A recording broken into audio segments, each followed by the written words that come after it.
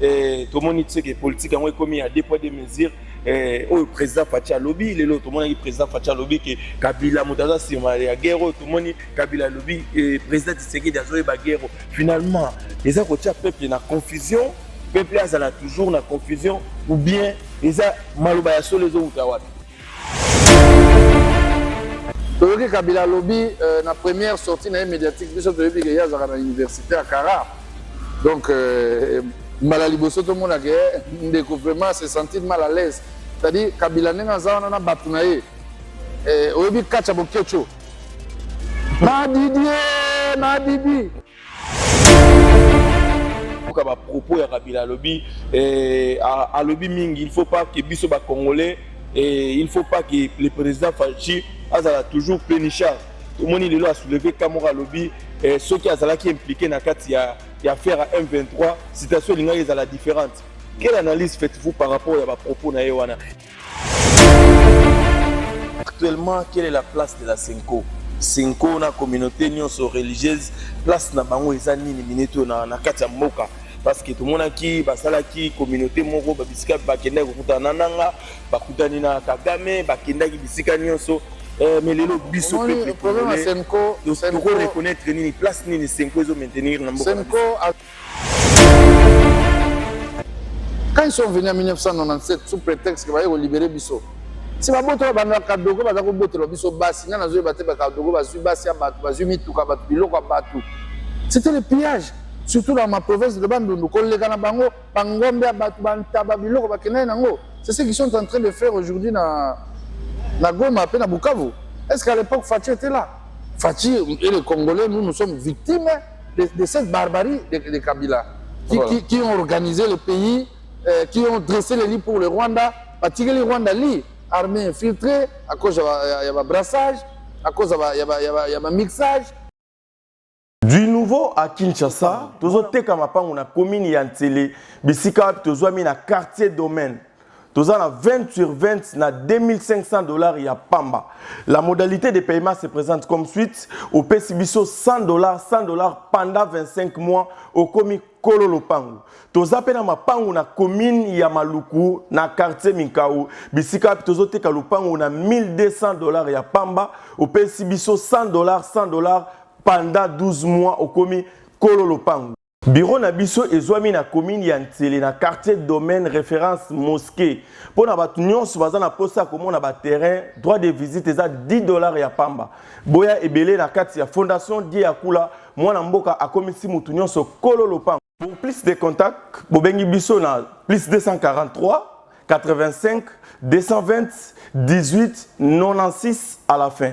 Pour la bâtiment, si vous avez besoin de contacter Bisso Lissousou, vous contactez Bisso numéro na Bisso na bas écran, il y a Idio News Télévision pour na plus de détails. La fondation Diakula a payé Bisso opportunité na premier versement aux ana droit déjà ya kotia mise en valeur na katia lopango na yo. Bienvenue à tous na katia fondation Diakula Oyo akomisi Motonyoso Kolo Lopango.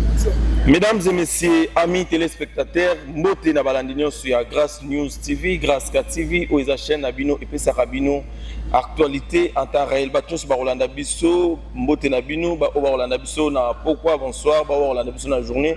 Bonjour de partout dans le monde entier na katia chaîne Abino Grâce News TV.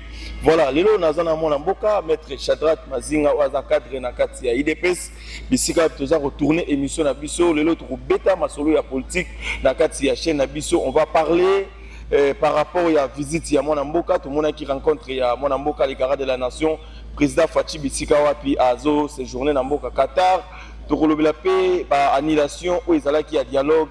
Il y a bandeko ya M23 ba o ba désister na mboka ya Luanda to beta pe moi masolo ebele na kati ya émission na biso sans plus tarder to za la na kati ya et ya Charles Bisso Eden Mongala au fond langa déjà plateau na solo lana mon mboka maître Shadrack à qui je dis bonjour maître. Bonjour mon frère Grâce. Bonjour. Non ça va. Voilà, c'est un réel plaisir ya royamba na kati ya bilili na biso de loyo. Tozana yo mwana mboka tozo solo la mwa muke masolo ya politique et boni santé ya politique ya mboka na biso actuellement. Merci ndeko pour la parole accordée nga. Premièrement avant na tokota na vif ali solo na biso na ko C'est notre observé dans nous 1 minute de silence en mémoire. Il y a Bandeko Nabiso, il y a Goma. Nenge, bazo traverser moment wana. Voilà. Toujours compatir na bango. Ok. Ndeko grâce. Voilà. Merci mingi la Royambayo. Na temple na biso awa ya IDPS na naza maître Mazinga na ba éviter je dois me présenter. Voilà. Je suis de la fédération d'Idiofa, IDPS Tshisekedi. Donc tout ça bien été pourquoi parce que moment où ils ont traversé Mouranabiso, vu ce qui se passe à l'est, il y a des terroristes, il y a M23, il y a Nanga, alors ils ont semé terrain, tout ça na kimyande mais on konzambo kapé bana mboka mobimba tout ce aussi makamama beaucoup tout ce qui n'a bien trop long parce que mboka za biso. Voilà, merci Torobé tapé moi Mokeli solo et le lot vraiment tout le monde qui makambo les gars qui na est ya mboka na biso o vraiment mon mboka aza d'accord TP biso nos ba congolais toujours compatir na bande ko na biso oyo bazangi si ba vie ba ono so ba bela ki pona mungunia onyo so aza na besoin de déstabiliser o za mboka na biso la République démocratique du Congo et lelo ko mona ba makambo no so le kana kati ya est ya mboka na biso to moni phénomène M23 to moni phénomène nanga ben impression na ezani mon mboka.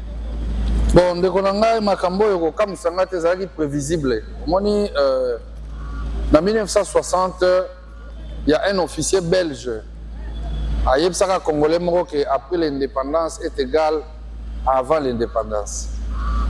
Il a été expulsé par Lumumba, après ça hors de expulsé. C'était pour dire que oui, tu peux subir une indépendance, mais vous continuez à vous être esclave.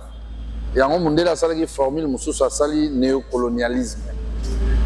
C'est-à-dire il faut avoir marionnette moko boye ou bien mutu moko boye ou akotia na tête ya mboka pour na intérêt na et non intérêt communautaire.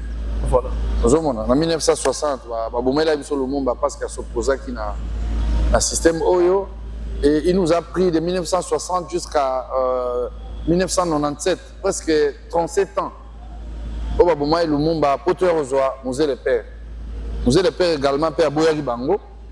Et Baboumié, et puis il nous a fallu encore 18 ans. Poteur Ozoa, Fachi. Oh, il a s'opposé na injustice. Parce que au moment où le Congo est à Bisso. Malheur n'a pas d'amboka oyo, se servir des ponts. Na Munguna, pour Baya Royiba Bisso va minérer. Après avoir koboma biso, après avoir violé. Il y a tout le monde qui a mis na biso Kabila parce que le secrétaire général Augustin Kabouya Loba qui en haut, Awakaka na Matina Lobby, Kabila est sorti clandestinement. Par service à des jeunes de migration, par mon aguetant à Bimagi, à mon inquiété. Par toi le bagage Kabouya Lobi Kabila Kimi, Kabouya Biloba Loba. Il a fait l'objet de beaucoup de critiques des humiliations. Et par après, on se rend compte qu'effectivement, Kabila Kimaki, clandestinement. Donc, Kabila Lobby, la première sortie médiatique, il y a à l'université à Kara. Donc, Malaliboso, tout le monde a vraiment se sentir mal à l'aise. C'est-à-dire, Kabila n'a pas battu. Et Obi Kachabo Kecho. Na Didi. C'est-à-dire Kabila est coincé. Voilà. C'est-à-dire, moi je suis pas au catch. On va résister. Le corps m'a bali ko bunda. Mais tant on peut me comme ko kende. Ozomona ke moya lo na libo kezate on créer kana au secours. Ne ba sortie médiatique à Kabila et o yazo loba. Et pour ça il faut pas tenir compte na la préoccupation à M23. C'est un problème interne. Mais biso toujours kanga sur le sol congolais ba rwandais. Oh, bazo piller, bazo yiba, bazo boma. Et vu la diplomatie, on a salué d'abord monsieur le chef de l'État, son Excellence Félix Antoine Tshilombo, pour c'est-à-dire l'instauration de la diplomatie, c'est-à-dire les solos, chef de l'État est solo là, et puis toujours on a remercié le ministre des Affaires étrangères, Madame Wadner, en tout cas pour la diplomatie, c'est-à-dire na Congo balobaraboué. Montrer Bombela Massa Rincon avait. Ça veut dire quoi? Si tu veux te laver, tu dois te déshabiller. Fachi les a déshabillés. Fachi les a mis à nu. C'est-à-dire, tout ce qu'ils ont fait comme magouille et leur hôtel, ils sont mis à nu. Et aujourd'hui, Kabila dit que les troupes étrangères doivent se retirer. À côté Libango, alors que les troupes étrangères doivent se retirer. Alors, Fachi nous a dit qu'il ne va pas négocier avec les pantins. C'est vrai, il n'a pas négocié avec les pantins. Sur le plan de la diplomatie, nous voyons des sanctions qui coulent. Nous avons responsables rwandais, nous avons M23. Et puis, Fachi comme Aza, moi, il y a Tshisekedi. Fachi comme Aza, état d'esprit à démocratie. Et il a ouvert une brèche qui était solo là. À Luanda, on est Bakimi Lissous. Bakimi Lissous. Voilà, nous allons donc grâce à ça, et là nous avons un peu de sujet à M. Kabila. Par rapport à propos de mon est très important, mais que le Bélé a un peu silencieux.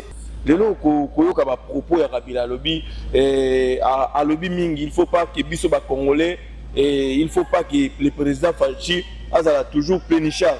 Tout le monde a soulevé Kamora lobby et ceux qui sont impliqués dans l'affaire à M23, situation est la différente. Quelle analyse faites-vous par rapport à propos de Naïwana? Et deuxièmement, les problèmes de la guerre, il y a RDC, c'est le président Tshisekedi qui a un problème et puis il y a une solution. Ce que je dis, moi, je suis les garants de la nation, il y a poussé la guerre pour l'objectif.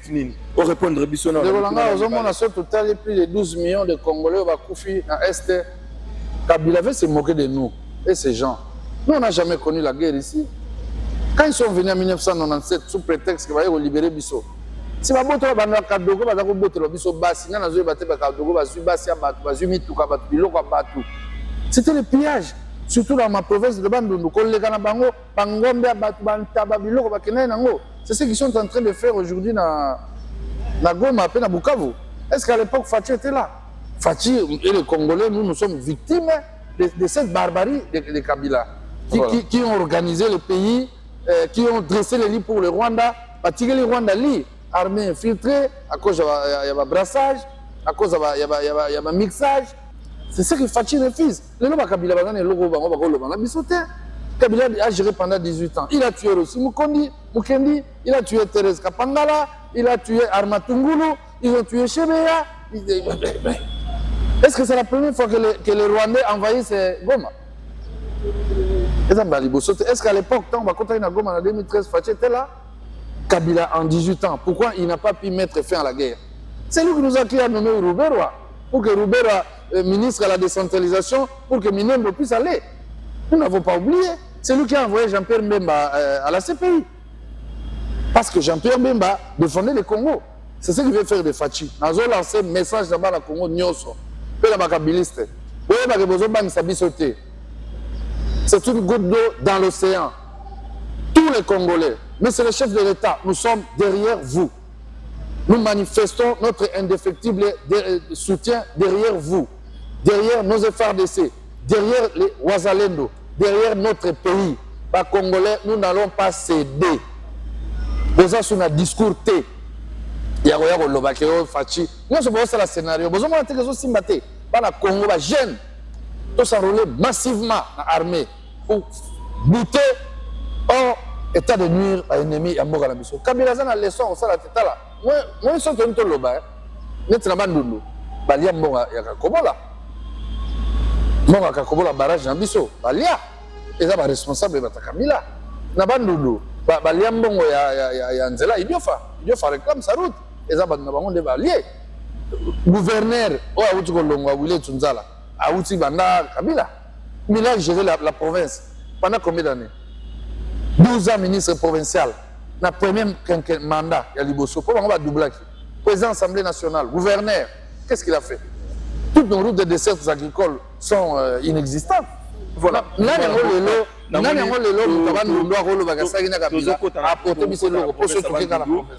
Nalingaki totikala mwa moke tozotobima na sujet oyo ya Kabila et puis nalingaki na yeba éclaircir pe opinion mwa moke tomoni tseke politique yango ekomi ya deux poids deux mesures le président Fatia Lobby, tout le monde a président Fatia Lobby que Kabila Moutaza Simaria Guerre, tout le monde Kabila Lobby, président Tshisekedi Azoé Baguerre. Finalement, les gens peuple na confusion, peuple a toujours na confusion ou bien les a maloba sur les autres wapi. Bato banomaka bizima karana mboko ezali banaye. Bango. Bato banomaka James Kabare, lelo oyo azwi sanction to saluer communauté internationale. Bango. Nata Fatia moni Fatia nommé Rwandais nani. Tant ba Rwandais ba côté na 98 pour abutra biso mboka auto ba paralyser la ville. Le roi musée le père to saluer bande Wanchangu pe bana yi de peste. To ba telemaki. C'est-à-dire Fatia n'a rien à voir, au contraire. Fatia fait mal parce que quand il a parlé du déboulonnement, quand il parle de Pantin, mais les choses sont en train de prendre l'allure. Notre pays est en train de décoller. Parce qu'aujourd'hui, Fatia a montré à la face du monde que voilà, moi j'ai dit que je dois négocier avec Kagame. Kabila Zolo, c'est un problème interne. Mais sur le sol congolais, nous avons des militaires rwandais. Oto Kangi Bango. La image. La communauté internationale a appuyé que oui, effectivement. Belgique a fait ses sanctions. Allemagne a fait ses sanctions. Tunis a fait ses sanctions. Kalatan à Kabila. Kabila n'avait jamais prononcé que c'est les Rwandais qui nous attaquent. Il n'avait jamais prononcé ça. Mais aujourd'hui, avec la diplomatie de Fatia, toujours parvenir même à convaincre la communauté internationale. De ne pas comme condamner le Rwanda. Et nous allons les amener jusqu'au bout. Il y a un temps pour tout. Mais ce Kabila et toute ta bande, vous avez mal géré le pays. Vous n'êtes pas, c'est-à-dire vous ne pouvez pas, vous devez avoir honte de pouvoir venir devant les Congolais parler au moment où on attrape Boboma, au Saliabino, Bobomi, Orgamana, Batezage, au Saliagal, tant qu'on fait Bobomi. Voilà, mon amboka tu recotes dans ma grande ligne bas détail tu après les loyaux à faire dialogue. On va lever des problèmes internes que les Congolais doivent discuter entre eux parce qu'il s'agit de problèmes internes. Voilà. Fatia lever des Rwandais, ils doivent attaquer Bisso. Les Rwandais font pas le moins terrain dans Bisso. Donc comme il y a des Congolais, c'est un problème interne. Nous pouvons discuter dans les Congolais, mais à condition que nous tout ça. Parce que les autres vont diriger Nanga Nengazawana. Quand on a Mouké Assali, Azut a reformé l'armée. Nanga Nengazawana donc alors la générale. Parce que la chef de guerre. Donc si il y a un brassage d'un mixage, il comme un général. Henri Magie comme un général. Parce que c'est une formation. Ils n'ont aucune armée. Bon. Si ce sont des Congolais, et que on va lier dialogue. Dialogue, Fatia Kobo a été dialogue à Mabete. Mais il faut structurer que brassage d'un mixage et ça la maté. Donc on a sous-doté par officier rwandais, tout côté ça va en armée na biso. Brassage d'un mixage, il y a ça l'infiltration. Et nous le batté que l'armée n'a pas de capacité. Nous sommes très forts, mais cette infiltration, c'est grâce à leur dialogue. Au moins, le dialogue avec Kabila Zaïni. Si on a minéraux quelque part dans l'Est, on a posé un botama. On crée un panthéon, pour ça le roi va attaquer. Quand on va attaquer, on a un dialogue. Quand on a un dialogue, on a un mixage, un brassage. Bilo Sugo, on va gérer à côté au minéraux. Fatia a dit non. Fatia a dit non, non, c'est non. Nous ne pouvons pas accepter le mixage avec les militaires rwandais. Parce que Nanga a pris le temps, quand est-ce qu'il a pris le temps d'avoir toute cette armée? Ce sont les Rwandais qui nous agressent. Alors, le dialogue en soi n'est pas mauvais. Mais nous suivons le chef de l'État qui est notre autorité de référence. Si le chef de l'État nous dit, voilà, nous allons prendre cette direction, nous comptons sur lui, c'est lui à qui nous avons confié les mandats. Nous allons les suivre parce que nous savons qu'il n'est pas quelqu'un qui a des réactions épidermiques ou brutales, non. Lui, il observe toujours. Quand je vais prendre cette décision, quels seront les intérêts des Congolais? Le chef de l'État ne peut pas prendre une décision où il aura bien des sangs. Non. Parce que nous contestons du fait que ces gens sont en train de tuer. Tout à fait. Ouais. Bon, le Tomoni rencontre, il y a Mwanamboka, les camarades de la nation, président Fachi Beton, Paul Kagame, Namboka Qatar. Ici, Kawapi, Namboka Baza Rotuna, ils allaient qui préviter, Brice Marabu Bamoni, président Ake Qatar. Analyse par rapport à la rencontre, il y a des chefs d'État, président roi ya Qatar, et cause à la message des nini parce que jusqu'il a bis au peuple congolais, tout est bien noté ça là qui nini mais tout le monde y a. bon biso nous sera bino toujours un message officiel mon chef de l'État ou bien ba représentant na ba communicateur na ba kopesa biso information wana ndio tozwa ta ya débattre au fond. Pour l'instant, il n'y a pas encore de messages clairs adressés à la population. Nous sommes en attente. Nous sommes en attente. Voilà. Merci mon amour à tous toujours na mission na biso tout moni et après agression ya Goma au Bukavu bande qu'on a biso belé bazangi vie tout moni mon amboka les gardes de la nation na grâce na tout moni ba opposant ba bini et ils agissent des stratégies politiques au bat mususu baza kotuna ils agissent juste à mayoki mawa ya ba ndeko ba kotaki président ba bimi ou bien bato ba ko yebate ezani vraiment. Chef de l'État, ce n'est pas la première fois, tu sais. La grâce présidentielle, c'est une mesure de clémence. Voilà. Que la loi reconnaît au chef de l'État en tant que garant de la nation. Il peut accorder une grâce pour certains prisonniers qui se comportent bien. Ce n'est pas la première fois. Le chef de l'État, quand il est entré, les Franck Diongo, les Moïse Katumbi étaient en exil. Tous ces gens, le chef de l'État avait déjà accordé des mesures de clémence, qui est une grâce présidentielle, Bazongaki. Et dans la logique normale, Azam Mokonzambo, Azam garant de la nation, il peut accorder une grâce présidentielle aux Congolais. Ce n'est pas mauvais, je ne vois pas l'objet d'un débat. Dans mon objet. Voilà. Actuellement, quelle est la place de la Senko?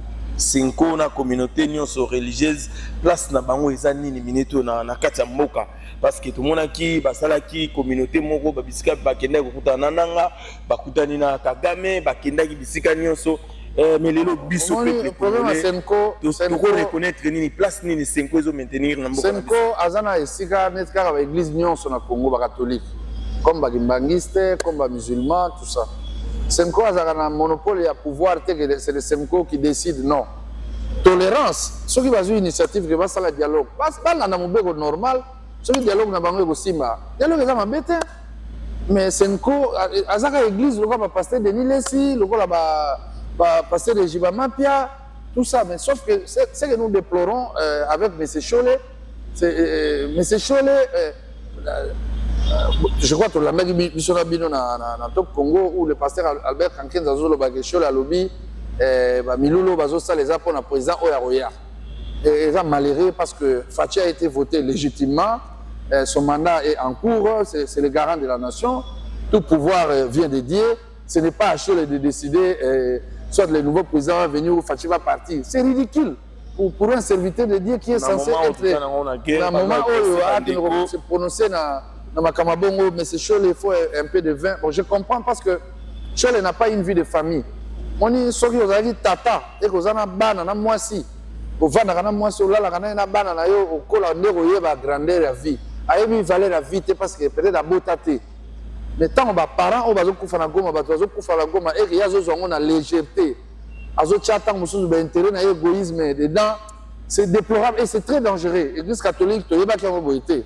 Le carrière, il y a un prêtre ou un monseigneur, ce n'est pas n'importe qui. Alors apparemment, Chol est en train de salir l'image de l'église catholique, hein, sincèrement. Mais tout le monde a dit que moi, je suis Fachi Beto. Il y a un peu de démarche. Fachi a papa. Voilà. Fachi a un peu de Fachi a un honorable sénateur Augustin Kabouya. Fachi a papa. C'est une église au milieu du village. Peu importe qu'il est né dans l'IDPS, qui est sa famille politique, mais c'est un papa. Si aujourd'hui, soit un musulman, soit un catholique, quand même. Parce que l'église, il y a ma casse, il y a un mais rien n'empêche que ceux qui font ça, ils vont partager la vie. Non, il y a un bango, mais logique, tout le monde a un chole, et ça m'a bien. Voilà.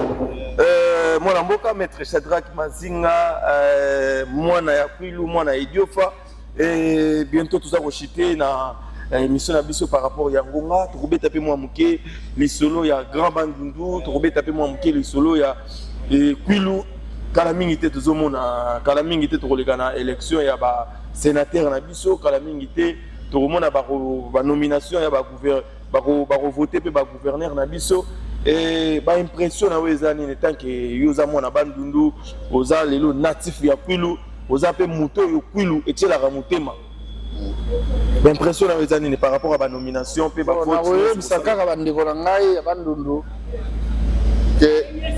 Batu Oyo, gérer Mboka na biso. Banda Mobutu, Banda Kabila le père, basali l'oroté, ceux qui se présenter comme candidat pour voter bangoté. Wana banani. Batu oyo ba gérer. Mboka pendant tout ce temps. Tout chaka parti à Mobutu. Vous avez un premier ministre, vous avez un nani basali l'oroté dans bandondoté. Deux période de Kabila mawa. Mais tala na tanga Kabila toujours deux premiers ministres. Na bandondo. Toujours deux présidents de l'Assemblée nationale. Olivier Nkamitatu, na Obe Minako. Vous avez un président de l'Assemblée nationale. Toujours Boris Mboukou, premier vice-président de l'Assemblée nationale. Toujours Talaba ministre. Les bandondo batiki en 0. Ata bureau à territoire, pas dans la bisoté. Bana bandondo. Ben villa la veille. Ma camamoué sont avec clair. Bon, sur le territoire, Ramon Idio, avec mon âme fou, mon temps, Marabila, tout ça, tout l'État, il a ton bureau à territoire. Avec ton aïe vert. Quel Fachi m'a mis un projet à 145 territoires. Bureau à Idio, faut témoin. Voilà, pour des chapeaux. C'est du temps de Fachi. Les territoires à Idio, faut vraiment. Bureau, centre de santé, école. Tout le monde peut attendre à Bilana Idio, pour tout le monde, il y a un cobolate, mon baliaki. Mais tout le monde, il y a un minute transformateur à Idio, fait côte. D'ici là, parce que lancer courant à Idio, faut écouter Gungu. Idio, faut écouter Gungu. C'est une bonne chose, c'est du temps de Fachi. Est-ce que nous avons un Kabila? Biso bana bazako tanga offeré une école primaire. Est-ce que nous avons un Kabila na bandundu? Maternité est gratuite. Tout ça c'est du temps de Fachi. Bana bandundu. Bon voter muto OET, azana 3 mandats, azana 4 mandats, azala gouverneur, azala ministre, azala nani tel pendant des années asali le na bandundu te, bo voter bangote. Bo tala. Sera bozali boyeba, nani bo voter. Pas sa chance dans ma jeune, pas sa chance dans Bilonga Sika, papa père, on va salater. On va mettre Papi Labila par Ozalawana. Papi Labila en Kalim, netingai, bampang idio fabe voter Papi Labila en Kalim. Sénateur, parce qu'il a remplacé au Boran. On mon amboka, Monsieur Willy et Tundal Plaza, on appelle. Nani? Willy et Tundal, ex-gouverneur, il a pris le père Ozalawana dans le Sénat. Il vient à un candidat. Oui, oui. Vraiment. Mais ceux qui viennent à candidat l'ont regretté. Parce que viennent à Bisso te espérer qu'il y ait. Maintenant, les bossons sont là. Candidat ont regretté. Ils ont regretté parce qu'il doit jeter l'éponge. Il y a Willy. Qui? Mais ça, en 2006, il est député provincial. En 2011, il est député provincial. En 2018, il est député provincial. En 2023, il est 4 fois. Il va président de l'Assemblée provinciale. Il va gouverner pendant 5 ans. Il va faire vraiment. Il va dire des routes de recettes agricoles. Ça n'existe pas. Ça n'a aucune politique de développement. Regarde comment vous avez laissé les péages. Dans le Congo central, péage est organisé. Moi, ça m'étonne. Total bascule. Parce que Natamboli Congo presque 4 Congo. Mais la seule province où on a un péage, si le lieu d'arrêt à Ndako, n'a pas raté Bissobandu, ils ont rani. Parce que Nakatang, ok, na loi là, ok, partout, on a un péage moderne. Mais à Bisso, c'est vraiment déplorable, mon amour. C'est la mauvaise foi, vieux, Tika. Bigila Legi n'a pas papi. Voilà, merci. Tokomi na suka émission na biso Eden Mongala, Zalaki na Simambilili, Mwana Mboka, Batunos Balandi biso na kati ya Graska. News TV et tout petit mot tébélé honorable Maman Gisèle Mbouantiem. Maman Gisèle Mbouantiem. Voilà. Secrétaire général Augustin Kabouya. Le président AI de notre cher parti, notre secrétaire général. Nous sommes derrière vous, la jeunesse de l'espace Grabandundu en particulier et la jeunesse de l'IDPS en général. Honorable Augustin Kabouya, notre CG. CG, le bail Maramboyo. Le bail Kabila Bimi clandestinement, Baché Tembe.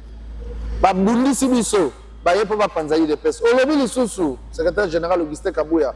Devoir de mémoire que ce Gagame qui est en train de financer pour tuer l'IDPS. Batouba Kamwe. Mais le lot va Bimi Nampoissa. Le lot va Bimi Nampoissa. Nous comptons sur vous, secrétaire général Augustin Kabouya. En qui Congo dit.